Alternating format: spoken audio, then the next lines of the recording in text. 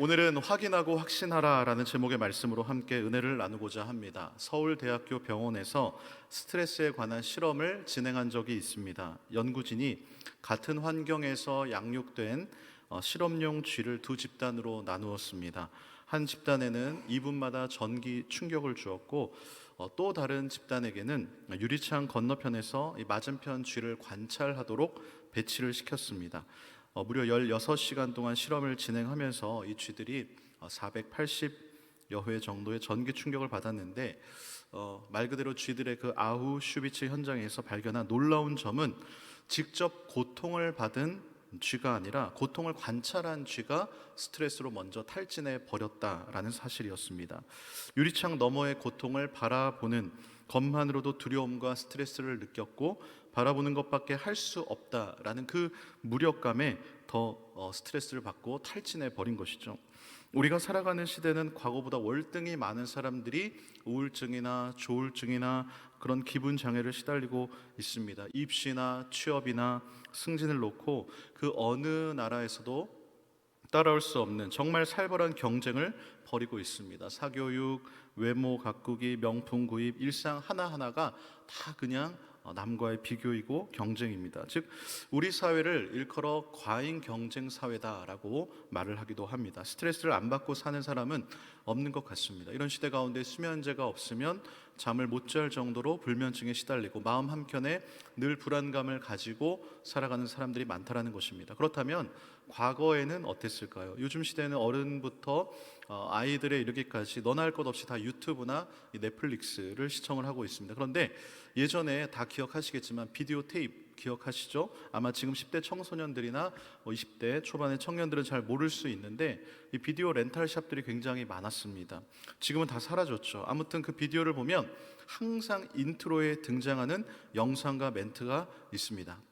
옛날 어린이들은 호환, 마마, 전쟁 등이 가장 무서운 재앙이었으나 현대 어린이들은 무분별한 불법 비디오를 시청함으로써 비행 청소년이 되는 무서운 결과를 초래하게 됩니다. 이 아나운서의 이 멘트, 남자 성우 목소리로 나오면서 막 호랑이가 아기를 물고 가는 장면이 나오고 막 무당이 굿하는 장면이 쫙 지나가죠. 이 호환이라는 게 무엇입니까? 호랑이에게 물려서 화를 당하는 것이고, 마마는 전염병 종류 중에 하나이죠. 옛날에는 이런 호환, 마마가 사람들의 가장 큰 두려움의 대상이었습니다. 그렇습니다. 옛날에도 살기가 굉장히 불안했고 스트레스를 받는 일들이 많이 있었습니다. 호랑이가 물어가기도 하고 전쟁도 일어났고 기아 문제는 심각했습니다. 반면에 우리가 살아가고 있는 현대는 어떻습니까? 평균 수명이 확 늘었죠. 경찰서, 소방서, 병원, 우리가 눈만 뜨면 조금만 걸어가면 다 있고 우리의 일상은 그때처럼 척박하지는 않습니다. 그럼에도 불구하고 과거보다 더 많은 사람들이 이렇게 불안장애 그리고 기분장애에 시달리는 이유가 무엇일까요? 서두에 말씀드린 것처럼 너무 많은 난리와 소란의 뉴스들을 확인하며 바라보기 때문은 아닐까요? 마치 이 전체 동이 사이에 끼어 있었던, 우리가 자세히 깊게 보면 잘 모르고 확 지나가는 광고 수신 동이처럼 우리도 모르는 사이에 세상의 난리와 소문들을 바라보며 불안의 동의를 하고 있었는지도 모릅니다. 너무 많은 정보는 우리의 마음을 예민하게 만들고 실제적인 위협에 대처하기도 전에 불안에 탈진하게 만들고 있는 것이죠. 팬데믹 시대 때 우리를 가장 강력하게 부정적인 정서로 사로잡았던 것이 무엇입니까? 바로 불안이었습니다. 2020년 미지의 바이러스가 퍼지기 시작했을 때부터 뉴스에서 다른 국가의 사망자들이 실려가는 장면들을 볼 때 집 근처나 직장 근처 확진자가 지나갔다 휴대폰 알림을 받을 때마다 우리의 마음이 얼마나 많이 불안했습니까? 목이 내가 조금 따끔거리고 열이 조금 나는 미미한 증상으로만으로도 극한 공포를 느끼지는 않으셨습니까? 불안의 특징 중에 하나는 다양한 측면으로 이게 전염이 된다는 것입니다. 바이러스로 시작되었던 이 작은 불안이 곧 생활 전반으로 확대가 됩니다. 미래에 대한 불안, 금전에 대한 불안, 다른 사고에 대한 불안, 심지어는 국가 경제, 세계 평화까지 불안해하고 염려하고 만드는 것이죠. 그런데 가만히 보면 원래 인생이라는 것이 불안의 연속입니다. 성경을 보면 인생을 안개로 비유하지 않습니까? 안개를 통해서 인생의 유한함을 말하는 동시에 인생의 불확실성에 대해 말하고 있습니다. 안개의 특징이 무엇입니까? 한 치 앞도 앞이 보이지 않는다는 것이죠. 안개가 자욱하게 깔린 이 대관령 같은 도로를 운전하면 굉장히 조심스럽게 운전해야 됩니다. 헤드라이트를 켜도 보이지는 않습니다. 인생의 안개와 같다라는 것, 그만큼 우리의 인생은 불확실하다라는 것이죠. 바로 코앞에 뭐가 있는지도 알지 못하는 것이죠. 그래서 불안합니다. 불안으로부터 자유로운 사람은 없습니다. 왜입니까? 인생은 누구나 한 번뿐이기 때문에 늘 처음일 수밖에 없기 때문인 것이죠. 그래서 늘 아쉽고 지나가고 보면 아프고 불안할 수밖에 없는 것이 우리의 인생이라는 것입니다. 오늘 본문의 예레미야도 마찬가지입니다. 그의 인생도 불안의 연속이었습니다. 예레미야가 1장 1절은 이렇게 시작되는데요. 슬프다 이 성이여, 전에는 사람들이 많더니 이제는 어찌 그리 적막하게 앉았는고, 전에는 열국 중에 크던 자가 이제는 과부같이 되었고, 전에는 열방 중에 공주였던 자가 이제는 강제 노동을 하는 자가 되었도다. 이게 웬일입니까? 나라가 망해버렸습니다. 예전에는 사람들로 그렇게 붐볐는데 이제는 적막합니다. 예전에는 모든 나라 가운데 으뜸이었는데 이제는 어떻다고요? 종의 신세가 되어버렸습니다. 이렇게 될 줄 누가 알았을까요? 한치 앞을 알 수 없는 안개 같은 인생입니다. 그래서 슬픔과 비통이 잠겨 있는 것이죠. 그런데 사실 정확히 말하면 예레미야는 알고 있었고 나머지 사람들은 다 몰랐습니다. 이미 예레미야 1장에서 하나님께서는 예레미야에게 유다의 멸망을 보여주셨고 말씀하셨기 때문입니다. 그러나 그런 예레미야조차도 수만 명의 사람들이 예루살렘 성에 갇혀서 굶어 죽고 목마름에 고통받는 모습, 결국 바벨론 군대가 성을 무너뜨리고 들어와서 수많은 사람들을 학살하는 비참한 상황을 바라보니까 차라리 죽는 게 낫겠다라고 탄식하게 되는 것이죠. 마치 유리창 너머의 고통을 바라보는 것만으로도 두려움과 스트레스에 사로잡혀 탈진할 수밖에 없었던, 바라보는 것밖에 할 수 없었다는 사실에 더 큰 무력감을 느꼈던 것처럼 육적으로 영적으로 예레미야는 완전히 탈진해 버리게 된 것입니다. 저는 1절을 읽으면서 인생의 불확실성과 불안을 다시 한번 느끼게 되었습니다. 코로나의 3년을 누가 과연 예측할 수 있었을까요? 수많은 인파들로 붐볐던 명동, 홍대, 멀리 갈 필요 없이 우리 신림 사거리만 보아도 완전히 적막해져 버렸습니다. 수많은 사람들이 고통을 받았습니다. 더 마음이 아픈 것은 수많은 교회들이 문을 닫았다는 것입니다. 3년 전에 집도 직업도 다 버리고 이 배낭 하나에 모든 희망을 담고 세계 여행을 떠났던 부부가 있었습니다. 말이 쉽지 이런 선택을 내리기까지 얼마나 많은 계획과 고민과 생각을 했을까요? 인생의 가장 큰 변화였기 때문에 굉장히 신중하게 선택했을 것입니다. 아무튼 그렇게 시작되었던 여행 2주 만에 이 대만에서도 코로나가 발생했고 한국에 돌아오게 됩니다. 그런데 그 영상을 보니까 한국에 돌아오는 공항에서 밝은 얼굴로 아내가 이렇게 이야기를 합니다. 남편에게 이거 금방 사그라들 것 같아. 남편이 대답을 합니다. 내 생각도 그래, 한 달이면 괜찮으시지 않을까? 아내가 말을 이어받아 이야기를 합니다. 한 달도 안 걸릴 것 같은데, 그렇게 3년의 시간이 흘러버렸습니다. 그리고 3년이 지나서 다시 처음 여행을 했던 그 대만으로 오니까 온갖 감정이 복받쳐 올라서 눈물을 흘리는 모습을 보게 되었습니다. 저 여러분도 마찬가지 아닙니까? 한 달, 두 달이면 끝날 줄 알았습니다. 그런데 그것이 인간의 한계였다라는 것이죠. 불확실성의 세계에서는 우리의 미래를 정확하게 예측할 수가 없습니다. 아까 예레미야는 예루살렘 성이 망할 것을 알았다라고 말씀드렸는데, 그런 예레미야조차도 자신의 조국이 초토화되고 수많은 사람들이 죽임을 당하는 모습을 보니까 충격에 빠져버린 것입니다. 그래서 예레미야의 닉네임이 눈물의 선지자 아닙니까? 애초에 상대도 안 되었습니다. 당시 초강대국이었던 바벨론 제국 앞에서 남유다가 할 수 있는 것은 아무것도 없었습니다. 완전히 질파폈고 성전마저 파괴되니까 예레미야는 하나님께 묻지 않을 수가 없었습니다. 어떻게 이런 비극이 하나님을 믿는 이 유다에게 일어나는 것입니까? 어떻게 하나님은 당신의 백성들이 이렇게 굶어 죽고 칼에 죽고 이렇게 비참하게 죽도록 내버려 두시는 것입니까? 저도 동일하게 질문이 들더라고요. 하나님, 왜 도대체 이 땅에 수많은 교회들이 문을 닫게 하시는 것입니까? 도대체 지난 3년의 시간은 무엇입니까? 왜 우리들을 이런 공포와 두려움에 몰아넣으시는 것입니까? 물론 예레미야는 모든 것이 하나님의 심판이라는 것을 알고 있었습니다. 그럼에도 불구하고 현실에 일어나는 일들을 보니까 가슴이 아파 잠이 오지 않을 정도였습니다. 이런 마음이 오늘 읽은 예레미야 애가 3장 1절에서부터 잘 표현이 되어 있는데요. 특징적인 단어들을 살펴보니까 1절에 하나님의 분노의 매로 고난당하는 자는 나로다. 2절에 보니까 나를 어둠 안에서 걸어가게 하시고, 3절에 보니까 종일토록 손을 들어 나를 치시는도다. 11절에 내 몸을 찢으시며 13절에 화살들로 내 허리를 맞추셨도다. 17절에 주께서 내 심령이 평강해서 멀리 떠나게 하시니. 지금 이 대상들이 주어가 다 누굽니까? 하나님입니다. 하나님이 나를 이렇게 만들었다라는 것이죠. 지금 눈앞에 펼쳐진 최악의 상황들이 다 하나님 때문이라는 것입니다. 과연 이 말들을 예레미야가 한 것이 맞는 것인가 할 정도로 표현이 굉장히 거칠고 거침이 없습니다. 예레미야서에서 보았던 예레미야랑은 전혀 다른 인물 같습니다. 사실 그는 태어나기 전부터 이미 성별이 되었고 특별한 소명을 받은 사람입니다. 물론 처음에는 나는 아이라 말을 할 줄 모른다며 거절하긴 했지만 그래도 선지자로서 정말 투철한 사명감을 가지고 하나님의 말씀을 성실하게 그대로 전하는 그런 삶을 살았습니다. 그래서 많은 어려움을 당하기도 했죠. 여러 번 감옥에 갇히기도 하고 여러 가지 고난을 겪었지만 정말 흔들리지 않는 믿음으로 당시 이스라엘 백성들의 죄악에 대해 책망을 하면서 돌이키지 않는 모습을 보며 눈물을 흘렸던 그런 예레미야가 어떻게 이런 말을 할 수 있는 것입니까? 결정적으로 그가 18절에 이렇게 말을 합니다. 우리 한번 같이 읽어보겠습니다. 시작. 나의 힘과 여호와께 대한 내 소망이 끊어졌다 하였도다. 아멘. 하나님께 대한 소망이 끊어졌다. 이것은 하나님께 대해 기대할 것이 1도 없다, 아무것도 없다라는 거 아닙니까? 영적으로 육적으로 완전히 탈진해버린 예레미야의 모습을 보게 되는 것입니다. 저는 여기서 두 가지 생각이 들더라고요. 다라가 폐허가 된 것이 정말 그 충격이 컸구나, 엄청난 고통이었구나. 서두에 말씀드린 것처럼 비극적인 현실을 바라보는 그 고통의 스트레스가 극에 달했구나. 그리고 또 한 가지는 예레미야도 우리와 성정이 같은 사람이구나라는 것입니다. 결국 그도 연약한 인간이라는 것이죠. 하나님의 부르심을 받고 말씀에 철저하게 순종을 했던 선지자 예레미야도 이런 엄청난 고통과 비극 앞에서 불안해했고 하나님을 원망하고 불평하고 있다는 것이죠. 그도 이런 문제 앞에 낙심하고 좌절하고 있는 것입니다.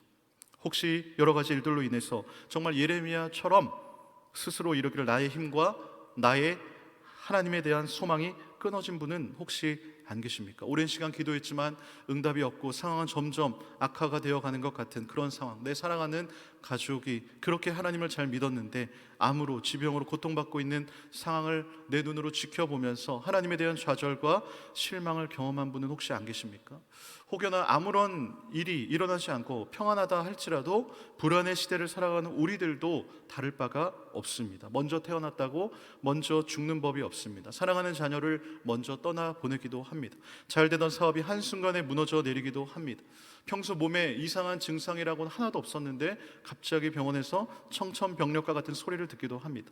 이런 예측할 수 없는 문제 앞에서 여러분이라면 어떻게 하시겠습니까? 하나님을 향한 그 소망을 계속 유지하실 수 있으시겠습니까? 동반의 의인으로 소문이 났던 욥도 무너지는 현실 앞에서 자신의 출생을 저주하고 죽기를 구했습니다. 불의 선지자 엘리야도 로뎀나무 아래에서 앉아 마찬가지로 낙심과 좌절을 경험했습니다. 고난 앞에 자신 있게 큰 소리 칠 수 있는 사람은 아무도 없는 것이죠. 대부분 흔들립니다. 오히려 흔들리지 않는 것이 이상하죠. 몇 주 전에 제 둘째가 이 영화부실 저쪽에 철제 문에 손가락이 끼어서 응급실에 간 적이 있습니다.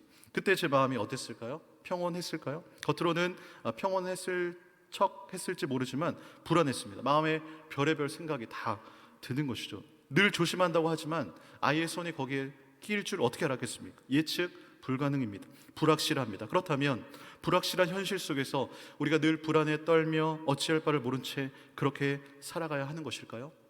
감사한 것은 하나님께서 우리 사람을 생각할 수 있는 존재로 창조하셨다는 것입니다.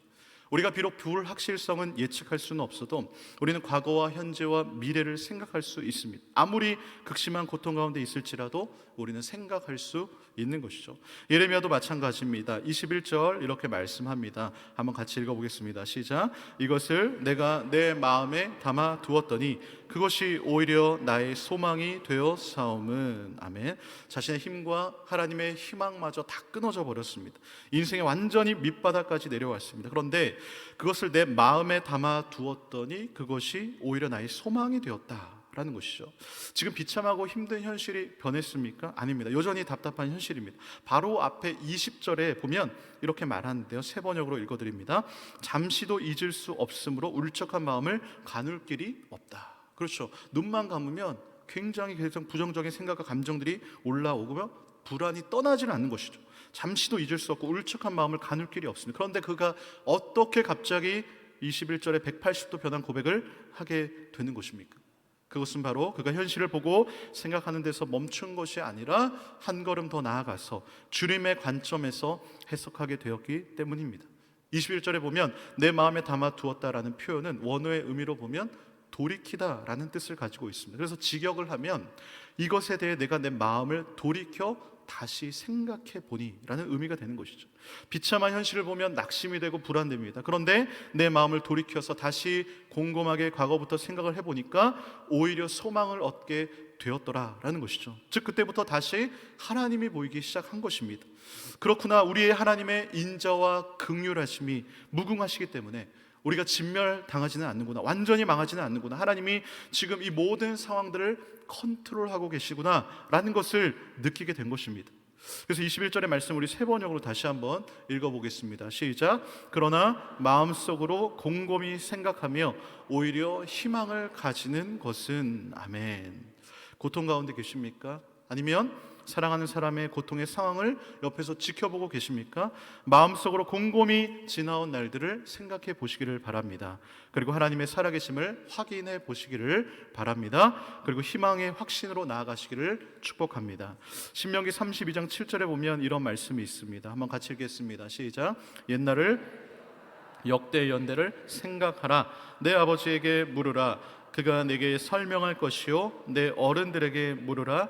그들이 내게 말하리로다. 아멘. 신명기 32장은 모세의 노래라고 불립니다. 그만큼 노래를 지어서 백성들의 입에 이 말씀이 붙어 있게 하라는 것이죠. 가나안에 들어가서 살 때에 하나님의 말씀을 생각하라는 것입니다. 그 하나님이 말씀하십니다. 옛날을 기억하라. 역대의 연대를 생각하라. 즉 지금까지 너희가 어떻게 하나님의 은혜로 살아왔는지 한번 생각해 보라는 것이죠. 어떻게 지내왔습니까? 이어지는 10절에 이렇게 말씀합니다. 여호와께서 그를 황무지에서 짐승이 부르짖는 광야에서 만나시고 호위하시며 보호하시며 자기의 눈동자같이 지키셨도다. 아멘. 이어지는 12절 이렇게 말씀합니다. 한번 같이 읽겠습니다. 시작. 여호와께서 홀로 그를 인도하셨고 그와 함께한 다른 신이 없었도다. 아멘. 그렇습니다. 곰곰이 생각해 보면 하나님께서 자기 눈동자처럼 우리를 지켜주셨습니다. 마치 독수리가 자신의 새끼를 받고 날개 위에 엎는 것처럼 하나님께서 홀로 우리를 인도하셨습니다. 함께한 다른 신이 없었습니다. 그것뿐만 아닙니다. 모세는요, 과거와 현재의 우리를 지켜주는 하나님께서 미래에 주실 축복까지도 생각을 하는데 우리 13절과 14절입니다. 같이 읽어보겠습니다. 시작. 여호와께서 그가 땅의 높은 곳을 타고 다니게 하시며 밭에 소산을 먹게 하시며 반석에서 꿀을 굳은 반석에서 기름을 빨게 하시며 소의 엉긴 젖과 양의 젖과 어린 양의 기름과 바산에서 난 순양과 염소와 지극히 아름다운 밀을 먹이시며 또 포도즙의 붉은 술을 마시게 하셨도다. 아멘. 가축도 번성하고 곡식도 풍부하고 포도주로 풍족하게 마시게 합니다. 지금 모세가 미래에 하나님께서 주실 축복을 과거형으로 말하면서 노래로 예언을 하는데요, 그리고 미래 자손들이 하나님의 축복을 기억하며 생각할 수 있게 이 노래를 계속 부르라는 것입니다. 놀랍지 않습니까? 우리 하나님은요, 우리의 과거와 현재와 미래까지도 살피시면서 우리를 지키시고 보호하시고 새 일을 행하시는 여호와 하나님인 줄로 믿습니다.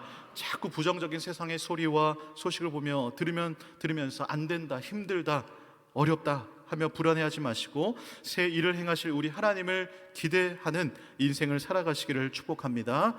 오늘이 기대가 되지 않으십니까? 잠들기 전에 내일이 기대가 되지 않으십니까? 우리 하나님은 바다에 길을 내시고 거센 물결 위에 통로를 내시는 분이심을 믿으시기를 바랍니다. 우리 이사야 43장 19절 한 목소리를 읽겠습니다. 시작.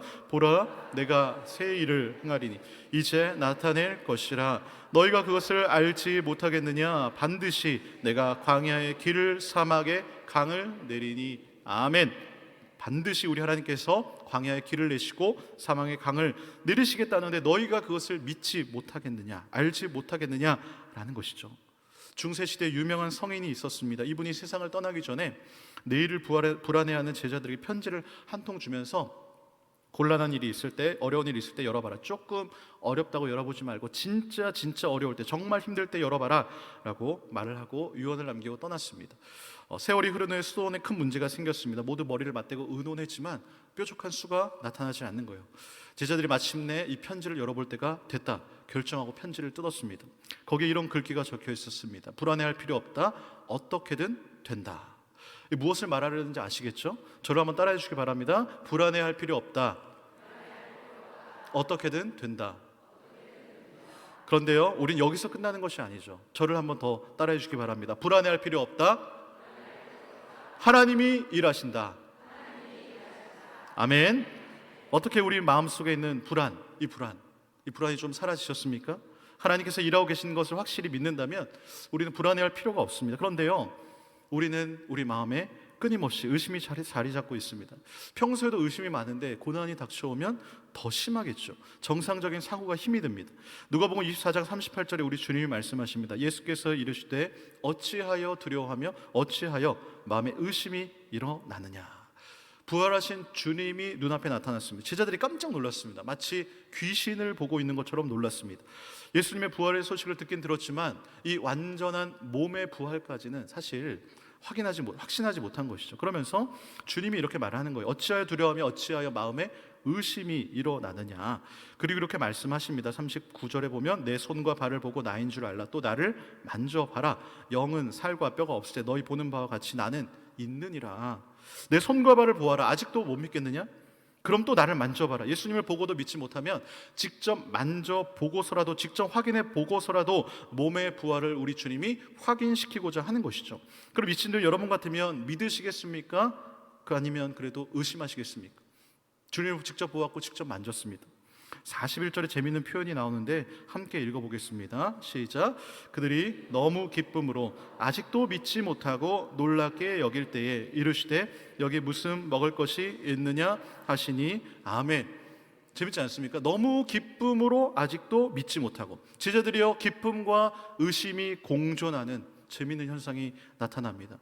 이 말씀을 보니까 인간의 의심이 어느 정도인지 우리는 짐작할 수 있습니다. 아니, 주님을 만졌습니다. 진짜 주님이 맞네? 예수님이 진짜 살아나셨네? 너무나 기쁜 거예요. 그런데 마음 한켠에 뭐예요? 의심이 자리 잡고 있다라는 것이죠.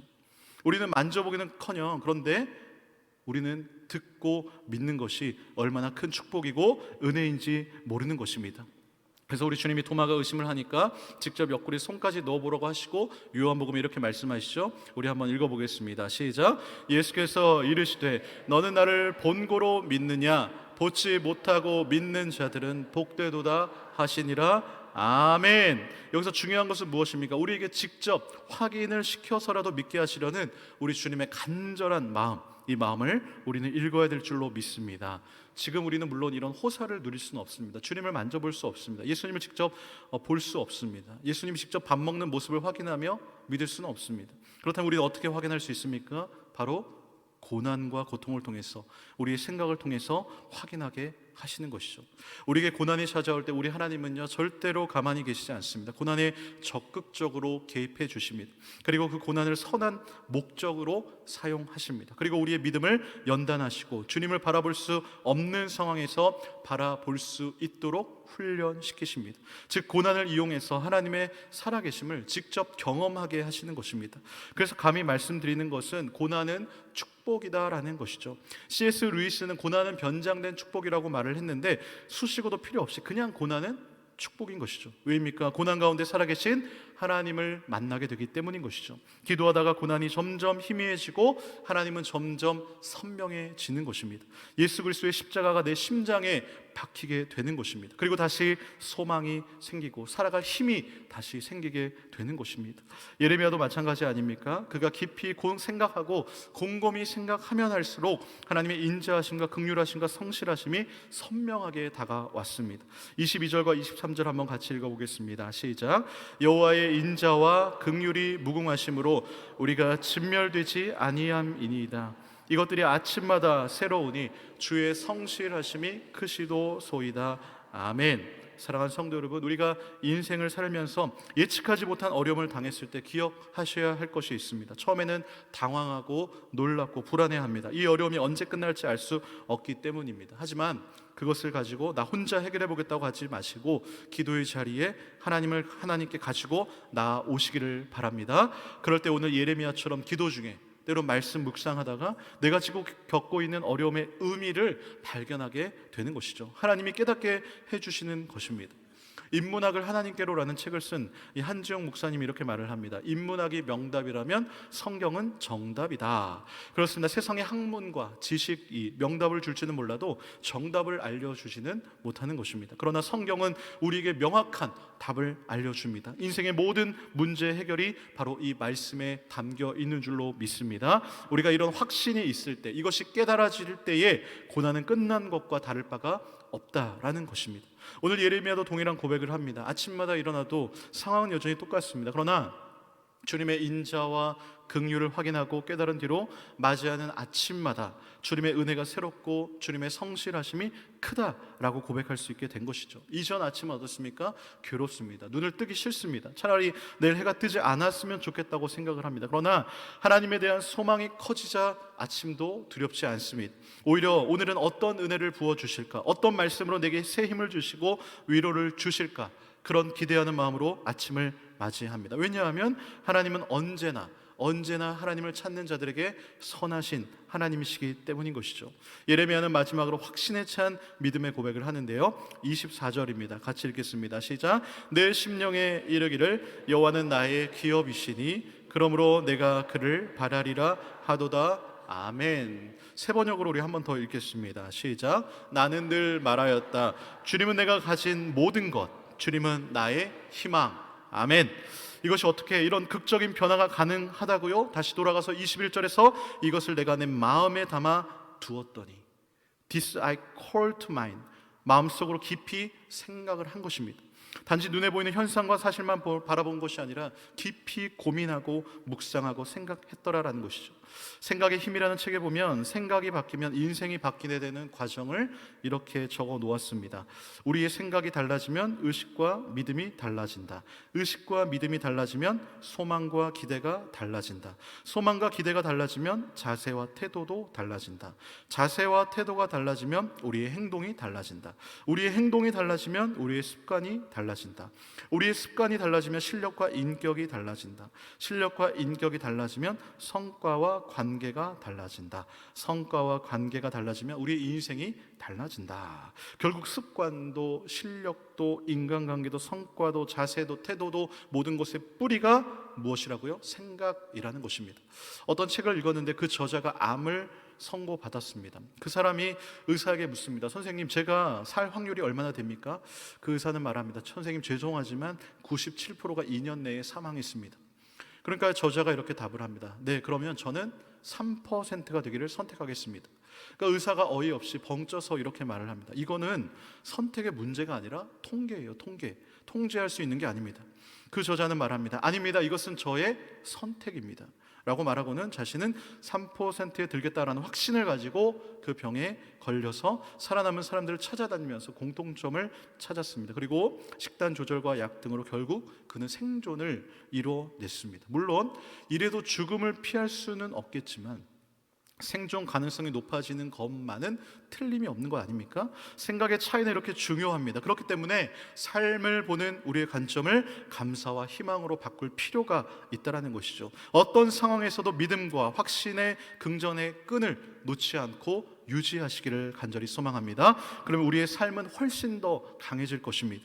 우리가 엔데믹 시대를 살아가고 있습니다. 이럴 때 우리 어떻게 무엇을 해야 합니까? 그냥 불확실성 앞에 걱정하고 불안해하는 것입니까? 아니죠. 우리는 앞으로 다가올 현실 때문에 마냥 불안해하고 낙심해하는 것이 아니라 한 차원 올라가야 되는 것이죠. 어떤 문제가 다가올지라도 하나님 앞에서 깊이 생각하고 확신하고 하나님의 살아계심을 확신하고 담대함으로 우리는 돌파해야 될 줄로 믿습니다. 있습니다. 마태복음 25장에 보면 달란트 비유가 나오죠. 아마 대부분 스토리에 다 아실 것입니다. 어떤 주인이 나라로 떠나면서 다른 나라 떠나면서 그 종들에게 5달란트, 2달란트, 1달란트 주고 떠납니다. 그리고 돌아와서 결산하지 않습니까? 5달란트, 2달란트 받은 종은 뭐라고 합니까? 착하고 충성된 종이라고 칭찬과 상을 줍니다. 하지만 1달란트 받은 종에게 뭐라고 합니까? 악하고 게으른 종이라고 책망을 합니다.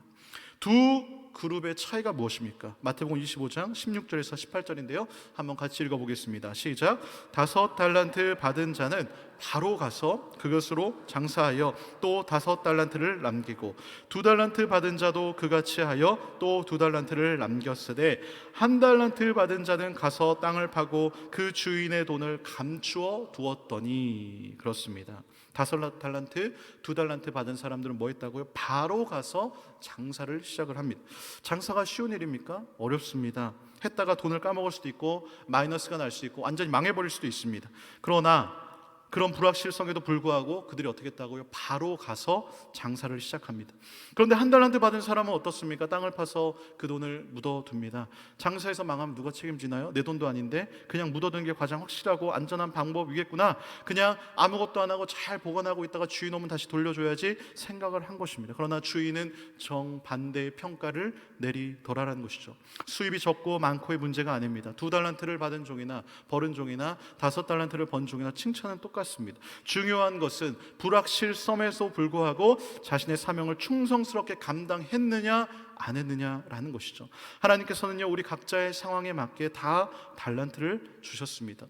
때론 그 달란트로 장사를 하다가 사업을 하다가 잘 안 될 수도 있고 고난이 찾아올 수도 있습니다. 그러나 그것이 불안하고 두려워 아무것도 안 하면 안 된다라는 것이죠. 우리는 주님이 주신 것을 가지고 최선을 다하기만 하면 되는 줄로 믿습니다. 대부분의 사람들은요, 병원에 가서 의사들의 말을 굉장히 잘 듣고 의사가 시킨 대로 합니다. 의사가 처방한 약을 먹고 의사가 일상생활 가운데 하라고 하는 대로 잘 지킵니다. 물론 다 그런 것은 아니지만 사람들이 왜 이렇게 의사의 말을 잘 들을까요? 의사는 그 분야의 전문가라는 확신이 있기 때문입니다. 우리 주님은 인생의 전문가이십니다. 모든 문제의 해결자이십니다. 우리 주님의 솔루션인 말씀을 확신하고 믿으시기를 바랍니다.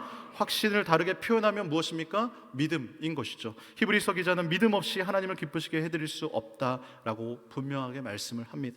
믿음이 없으면 하나님을 기쁘시게 해드리지 못할 뿐만 아니라 하나님의 마음을 움직일 수도 없게 하는 것이죠.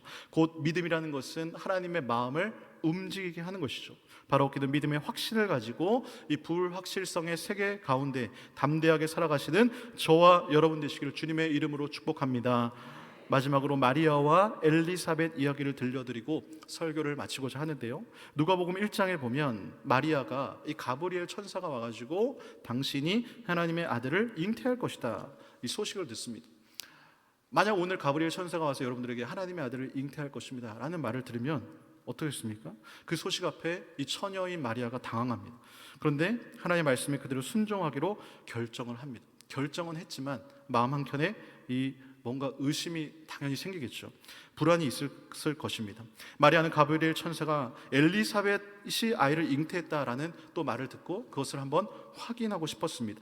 마리아가 하나님 말씀대로 순종하겠다고 한 이유 중에 하나는 신체상으로는 도저히 임신이 불가능한 엘리사벳, 이 엘리사벳이 임신했다는 말씀을 들었기 때문인 것이죠. 마리아가 하나님의 말씀대로 따르겠다라고 합니다. 하지만 마리아도 인간인지라 가브리엘 천사가 말한 대로 그것이 사실인지를 확인하고 싶었을 것입니다. 마리아는요, 엘리사벳과 친척 관계였지만 이 임신 소식은 못 들었습니다. 마리아는요, 엘리사벳이 나이가 많이 들었기 때문에 임신 못할 것이라 생각했는데 이 아이를 가졌다라는 거예요. 그런데 나이 많은 엘리사벳이 아이를 잉태했다고 하니까 한번 확인해보고 싶지 않겠습니까? 그것이 확인이 된다면 마리아 역시도 하나님의 천사가 하나님의 아들을 잉태한다라는 것에 더 큰 확신을 가지고 준비할 수 있겠다 생각했을 것입니다. 더 담대하게 행동할 수 있을 것이다 생각했을 것입니다. 마리아가 급한 마음으로 엘리사의 집을 찾아갑니다. 엘리사벳의 집에 마리아가 방문했을 때에 엘리사벳은 자신의 뱃속에 있는 아이가 기쁨으로 뛰어놀고 있다라는 것을 알았습니다. 그리고 그때 성령이 임하셔서 성경에 보니까 엘리사벳이 성령의 충만함을 받아라고 기록을 되어 있는데요, 이 성령의 충만함을 받은 엘리사벳이 마리아가 딱 오니까 축복하는 장면이 나옵니다. 누가복음 1장 42절에서 44절인데 한번 같이 읽어보겠습니다. 시작. 큰 소리로 불러 이르되 여자 중에 내가 복이 있으며 내 태중의 아이도 복이 있도다. 내 주의 어머니가 내게 낳아오니 이 어찌 된 일인가. 보라, 내 문안하는 소리가 내 귀에 들릴 때에 아이가 내 복중에서 기쁨으로 뛰놀았도다. 아멘. 어떤 상황인지 그림이 그려지시죠? 엘리사벳이 마리아를 향해서 여자 중에 당신이 복이 있고 내 태중에 아이도 복이 있다라고 말씀하면서 내 주의 어머니가 내게 나올 것이다 또 말을 하는 거예요. 여러분, 마리아가 이 엘리사벳의 말을 듣고 얼마나 깜짝 놀랐을까요? 그리고 얼마나 감사했을까요? 그리고 얼마나 하나님의 말씀이 다시 한 번 더 확신이 되었을까요? 그래서 마리아가 그 말을 듣고 찬양이 절로 나오는 것입니다. 그리고 결론적으로 45절에 이렇게 말씀하는데요, 한번 같이 읽겠습니다. 시작. 주께서 하신 말씀이 반드시 이루어지리라고 믿은 그 여자에게 복이 있도다. 아멘. 지금 마리아는 엘리사벳과의 만남을 통해서 정말 하나님 말씀에 대한 큰 확신이 된 거예요. 확인을 해보니까 확신을 가지게 된 것입니다. 하나님 말씀대로 될 것이다라는 것을 믿지 않은 것은 아닌데 한 번 더 확인함으로써 분명한 확신을 가지게 된 것입니다. 사람이 확신을 가게 되면 확신이 생기면 사람이요 담대해집니다. 확신이 그 사람을 강하게 만드는 것입니다. 주께서 하신 말씀이 반드시 이루어지리라고 믿은 그 여자에게 복이 있도다. 우리 이 말씀에 그 여자 대신 우리 자신의 이름을 한번 넣으면서 한번 더 읽어볼까요? 그 여자 대신 한번 읽어보겠습니다. 시작. 주께서 하신 말씀이 반드시 이루어지리라고 믿은 정신효에게 복이 있도다. 아멘. 세상의 눈으로 보면 약혼한 마리아에게 임한 복은 사실 복이 아니라 저주입니다. 약혼한 요셉도 모르는 임신을 했기 때문에 요셉으로부터 버림받는 것은 당연하고 돌에 맞아 죽어야 합니다. 그런데 성령에 충만한 엘리사벳은 마리아가 복이 있다라고 말을 합니다. 그 말을 마리아는 믿어버렸습니다. 확인하고 확신했습니다. 결국 하나님을 믿은 그 여자가 복이 있다라고 말을 하는 것이죠. 사람의 관점에서 보면 절대 복이 아니라 저주죠. 그러나 하나님의 관점에서 보면 이것은 엄청난 복인 것이죠. 예수님의 어머니가 되는 것입니다. 진짜 복이 무엇입니까? 세상의 조건이 아니라 하나님의 긍휼을 입어서 하나님의 구속의 역사의 도구로 쓰임받는 것임을 믿으시기를 바랍니다. 고난 가운데 계십니까? 흔들리는 세상 속에서 의심의 파도에 휩싸이신 분이 계십니까? 하나님 앞에 주의 성전에 나와 말씀을 듣고 기도함으로 곰곰이 생각해 보시기를 바랍니다. 말씀을 통해 하나님의 약속을 확인하시기를 바랍니다. 그 약속의 말씀을 확신하며 믿어버리시기를 바랍니다. 우리가 다음 주부터 6주간 이 금요철야 특별한 예배가 열리지 않습니까? 특별히 나오셔가지고 이 믿음의 돌파, 확인하고 확신하는 놀라운 믿음의 자리가 되시기를 축복합니다. 천국이 보장되어 있는데 무엇이 걱정이십니까? 주께서 하신 말씀이 반드시 이루어지리라고 믿은 저와 여러분들에게 하나님의 놀라운 축복이 임하게 될 줄로 믿습니다. 찬양 가운데 이런 곡이 있죠. 우리가 종종 부르는데 가사가 이렇습니다. 하나님, 한 번도 나를 실망시킨 적 없으시고 언제나 공평과 은혜로 나를 지키셨네. 지나온 모든 세월 돌아보아도 그 어느 것 하나 주의 손길 안 미친 것 전혀 없네. 오 신실하신 주, 오 신실하신 주, 내 너를 떠나지도 않으리라, 내 너를 버리지도 않으리라 약속하셨던 주님, 그 약속을 지키라. 이후로도 영원토록 나를 지키시리라 확신하네. 그렇습니다. 내 너를 떠나지도 않을 것이다, 내 너를 버리지도 않을 것이다 약속하셨던 그 주님을 확신하시기 바랍니다. 오늘 설교 제목이 확인하고 확신하라는데요, 이 시대 가운데, 불확실성 시대 가운데 변하지 않는 하나님의 말씀, 참된 진리 가운데 어떤 일을 만나드시는지 말씀과 기도로 확인하고 주님의 관점으로 보고 하나님의 긍휼과 인자하심이 무궁하심을 확신하는 저와 여러분 되시기를 주님의 이름으로 축원드립니다. 아멘. 이 시간 확신을 가지고 함께 찬양하겠습니다.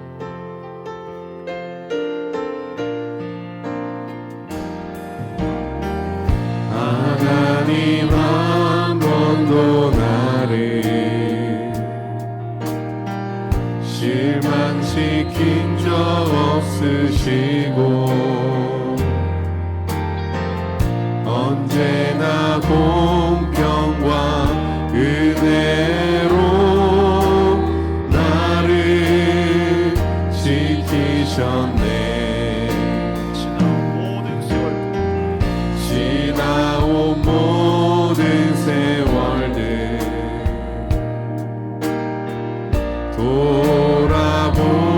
돌아보아도 그 어느 것 하나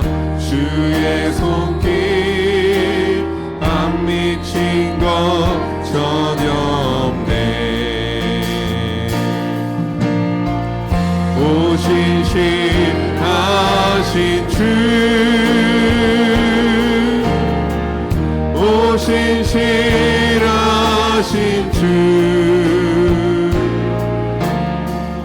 내 너를 떠나지도 않으리라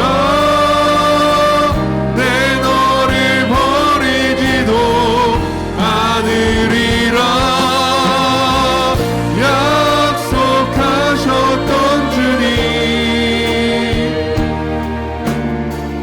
그 약속을 지키사 이후로도 영원토록 나를 지키시리라 확신하네 오 신실하신 주 오 신실하신 주 내 너를 떠나지도 않으리라 내 너를 버리지도 않으리라 약속하셨던 주님 그 약속을 지키사 이후로도 영원토록 나를 지키시리라 확신하네 오 신실하신 주 오 신실하신 주 내 너를 떠나지도 않으리라 내 너를 버리지도 않으리라 약속하셨던 주님 그 약속을 지키사 이후로도 영원토록 나를 지키시리라 확신하네 그렇습니다. 이 시간 말씀을 기억하며 함께 통성으로 기도하겠습니다. 주님, 인생을 살아가다 만난 암초 가운데 나의 힘과 하나님께 대한 소망이 끊어질 때가 있습니다. 그러나 주님, 그것을 내 마음에 담아두었더니 곰곰이 생각해 보았더니 그것이 오히려 나에게 소망이 됩니다. 주님, 이 시간 주의 인자와 긍휼과 성실이 무궁하심이 확신되어지는 시간 되게 해달라고 이 시간 두 손 들고 주의 이름만 머무르며 통성으로 기도합니다. 주여, 사랑의 하나님 감사합니다. 주님 그렇습니다. 주님 아버지, 주님이 약속하신 그 말씀 하나님 아버지 분명히 이루어질 줄 믿습니다. 우리 하나님이 긍휼이 무궁하시며 인자가 무궁하시며 아버지 우리 하나님 사랑의 하나님 믿습니다. 주님 아버지 이 시간 내 마음이 확인되고 확신되기를 바랍니다. 주님 아버지 그 여자 하나님 아버지 그 마리아가 복을 얻었던 것처럼 아버지 주님의 말씀이 반드시 이루어지려 믿는 아버지 우리에게 복이 있게 하여 주시옵소서. 우리 마음의 의심의 구름이 사라지게 하시고 우리가 주님을 믿는 그 믿음의 확신을 가지고 살아갈 수 있게 하여 주시옵소서. 주님 아버지 불확실성의 시대 가운데 아버지 우리가 불안하고 염려하는 것이 아니라 주님의 놀라운 말씀 가운데 우리가 확인되게 하시고 확신으로 살아갈 수 있는 아버지 우리 모든 왕성의 군성들이 나아질 수 있도록 주여 은혜 내려 주시고 주여 말씀하여 주시고 주여 은혜를 더하여 주시옵소서. 사랑의 하나님, 하나님의 놀라운 구원의 은혜 앞에 우리가 찬양과 경배 올려드립니다. 이 시간 예배를 통해 다시 한 번 더 한 번 확신하라는 것, 바로 기다리는 자들에게나 구하는 영혼들에게 여호와는 언제나 선하시다는 사실인 줄로 믿습니다.